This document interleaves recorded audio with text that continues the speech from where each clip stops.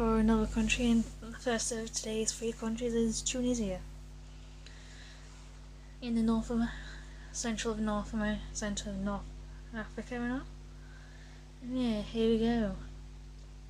Starting off with history as usual. As by about 8000 BC, with other human beings started living there. As were hunter-gatherers at the time. After about 5000 BC, began farming, although still using stone tools and all. And then from about 1100 BC, the Phoenicians, from what is now Lebanon, started to settle and trade in the area. Sometimes. And by about 480 BC, the Phoenicians founded Carthage, and slowly the city began growing and becoming stronger and all that. And in time, the Carthaginians built an empire in the Mediterranean. However, they came into conflicts with the Roman Empire, as the First Punic War between Carthage and Rome began in 262 and lasted until about 241 BC, and ended in the Carthaginian defeat. And the second war followed in 218 BC, this time led by Hannibal, led by an army across the Alps into Italy, but had failed to capture Rome. Finally, in 202, the Carthaginians were crushed by the Romans with the Battle of Samar, and the third was fought between 149 BC to 146 BC, and this time the Carthage was destroyed, but the Romans later rebuilt Carthage as a Roman city. Under Roman rule, Tunisia prospered, and its grain exports and olive oil to other parts of the empire. And many Romans settled there, and from there trade kind of flourished. However, by the 5th century, the Roman Empire was in decline, and people called the Vandals had conquered what is now Spain. And in 429, about 80,000 Vandals, led by Genseric, crossed into North Africa, and by 439 they had captured Carthage and created a new kingdom. And meanwhile, the Roman Empire had split into two, half east and west, like Roman Empire and the Byzantines. As the eastern half became known as Byzantine. And in 533, the Byzantine Emperor Justinian sent an army on his general Belisarius, which crushed the Vandals and took Carthage. And the Byzantine rule in Tunisia lasted until 698, as Arabs took Carthage in that year. And the first Arab Tunisia was ruled by the caliphs, but in 1800 Ibn al-Akhlab was made hereditary ruler of the country, and under the Akhlabid dynasty, Tunisia prospered and trade flourished.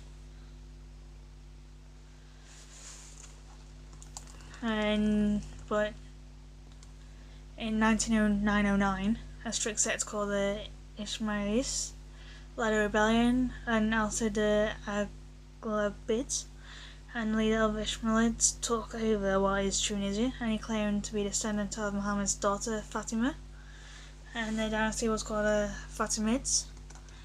And in 921 the Fatimids founded Mahida, which became the capital, and in 969 the Fatimids captured Egypt, and shortly afterwards they made Cairo their new capital.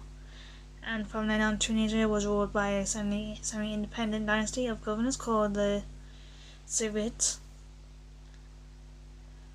But the Zivids broke away from the Fatimids and became completely independent in 1049.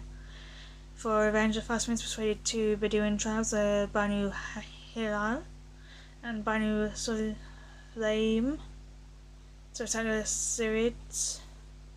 Furthermore, in the 12th century, the Normans who ruled Sicily captured most of the Tunisian ports, as they captured Jerba in 1135 and Mahdia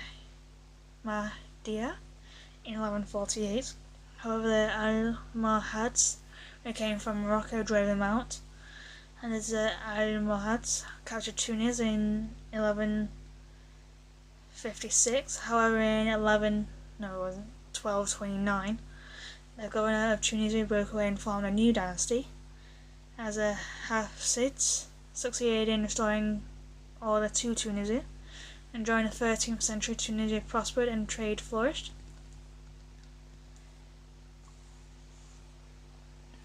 And in 1574 Tunisia was conquered by the Ottoman Turks, and during the 17th from the 17th to the early 19th century there were many Tunisian pirates originating from Tunisia, as we call the Barbary pirates. The word Barbary is derived from the word Berber, which kind of mentioned yesterday in Liberty and all. From time to time, European powers took action against the Barbary pirates. Like in 1655, English Admiral Blake bombarded Port of Farin, as the Europeans also exploded various treaties, none of which ended the piracy. And meanwhile, Turkish rule ended in Tunisia in 1705 when Hussein ibn Ali began the Husseinid dynasty, and during the 19th century, European, especially Italian influence increased in Tunisia. When Tunisia went bankrupt in 1869, Italy took control of Tunisian finance, and in 1881 French troops entered from Algeria and forced the Tunisian base to accept the French protectorate. As Tunisian nationalism grew, and in the early 20th century, independence movement was formed. And then in 1940, when Germany conquered France, Tunisia came under French Vichy government. When the Germans occupied Tunisia in November 1942, but their troops surrendered to the Allies in May 1943. After the Second World War, Tunisia continued to agitate for freedom. And finally, on the 20th of March 1956, France agreed to Tunisian independence. And the first election was held on the 25th of March 1956, and at first Tunisia was a constitutional monarchy, but in 1957 it became a republic, as Habib Bourguiba became the first president, and in 1975 he was made president for life, but in 1987 he was removed from power and was replaced by Zain el-Abidine Ben Ali. Meanwhile, oil was discovered in Tunisia in 1964, and while international affairs in Tunisia adopted a non-aligned stance. Meanwhile, oil was discovered, and that one. I really need to sort some things out. However, in 2011, there was an unrest in Tunisia, and Ben Ali was forced to flee. A new chapter in the history of Tunisia began, as elections were held in Tunisia in October 2011, as a new constitution was adopted 3 years later in 2014. And today the poverty is growing as the economy is declining, as the economy is growing, as tourism is an important part of the country, as the population stands at about 11 million. And moving on to legends, the Maghreb including Tunisia. Some legends including Muslim leaders called marabouts or holy men, and their burial sites are often sites of pilgrimages. as many people visit their graves to ask for aid. As some Tunisians believe in evil spirits called jinn, which are kind of mentioned in Saudi Arabia and all. And these spirits are said to assume the guise of animals, and to ward off jinn, Tunisians wear verses from the Quran, the sacred text of Islam, and an amulet or charm. And they also wear the head of Fatima, a charm in the shape of a right hand. Most folklore in Muslim countries tell stories of important figures in religious history, like one which is commemorated throughout the Islamic world. That is of Al-Isra wa Al-Miraj. And according to legend, the Prophet Muhammad travelled at night from Mecca to Jerusalem, and from Jerusalem he rode his wondrous horse, Al-Burqa,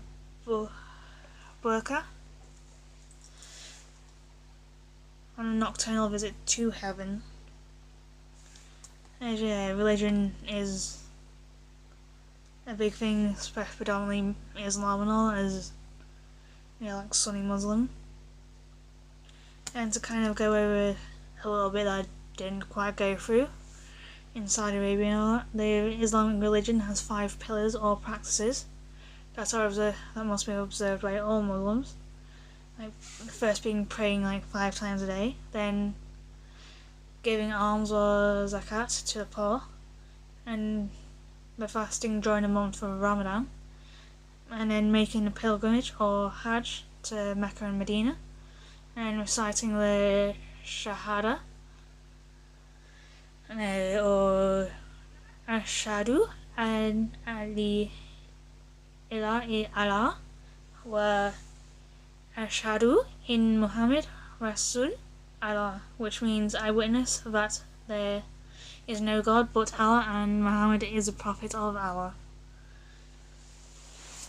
Yeah, that's to say kind of like a sacred duty that all Muslims must adhere to. And yeah, that is Tunisia for you. And I'll see you all very shortly for the next 2 countries and all.